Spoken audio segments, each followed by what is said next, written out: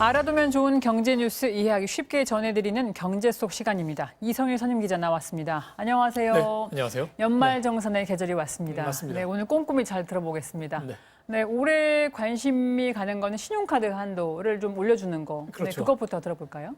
예. 언제 썼느냐에 따라서 좀 차이가 나는데요. 이게 작진 않습니다. 네. 올해 3월에서 7월 사이에 쓴 카드 사용량은 현금 영수증도 그렇고요. 다른 시기에 쓴 것에 비해서 더 공지를 좀 많이 받습니다. 네. 코로나19 확산으로 위축된 바닥 경기를 살리자. 이래서 소비를 좀 적극적으로 해달라. 이렇게 준 인센티브였죠. 만약에 100만 원을 썼다면 15%, 15만 원을 소득에서 빼주던 것이 평소인데 올해 3월, 7월 사이에 썼다면 최고 80만 원, 80%를 빼줍니다. 평소에 30만 원 빼주던 문화생활 비용, 또 40만 원 빼주던 재래시장 사용분도 그 정도로 이제 늘어났고요. 뭐 표를 보시면 알겠지만 같은 가게에서 100만 원을 썼더라도 1월에 썼느냐, 3월에 썼느냐, 또 5월, 6월에 썼느냐에 따라서 연말 정산에서 돌려받는 세금이 달라지게 됩니다.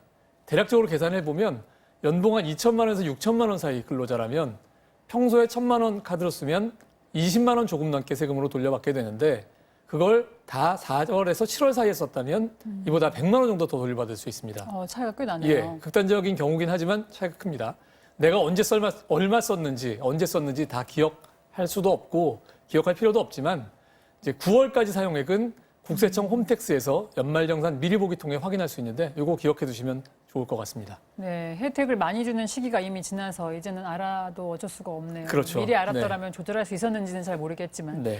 그런데 예를 들어서 가전제품, TV 같은 비싼 제품을 살 때에는 올해 안에 사야 될 분과 올해 예. 지나서 사야 될 분이 다르다면서요? 예, 뭐 연말정산만 놓고 보면 이제 그렇다는 얘기인데요. 네. 그런 얘기 나오는 이유는 신용카드 관련한 소득 공제에 한도가 있기 때문입니다. 예. 이 한도가 남은 사람은 뭐 상관이 없는데 네. 한도를 채운 사람들은 뭐 급하게 필요한 물건이라면 모르겠지만 좀 미뤄도 된다. 뭐 이런 얘기인 거죠. 예. 이 한도는요.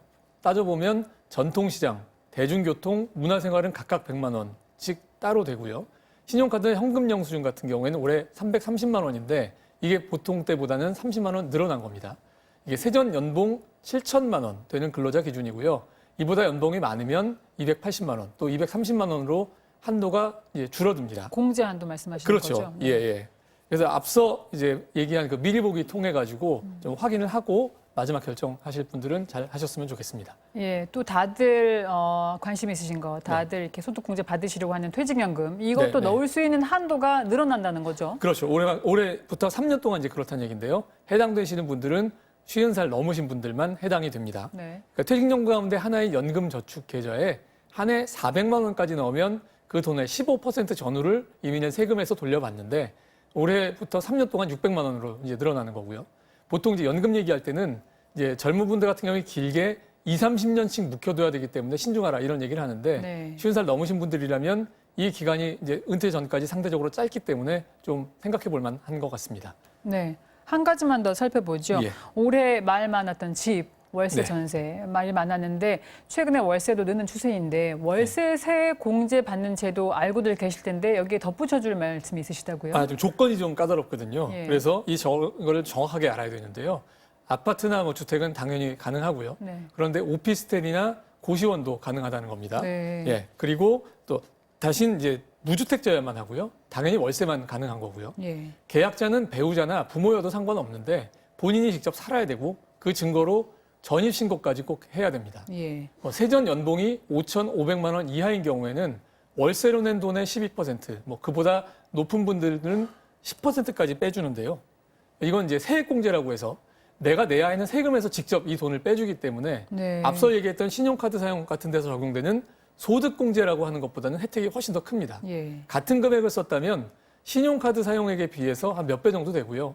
이제 그러다 보면 결국 대략 1년에서 한 달치 조금 넣는 월세를 연말 정산을 통해서 돌려받는다. 이렇게 생각을 할 수가 있습니다.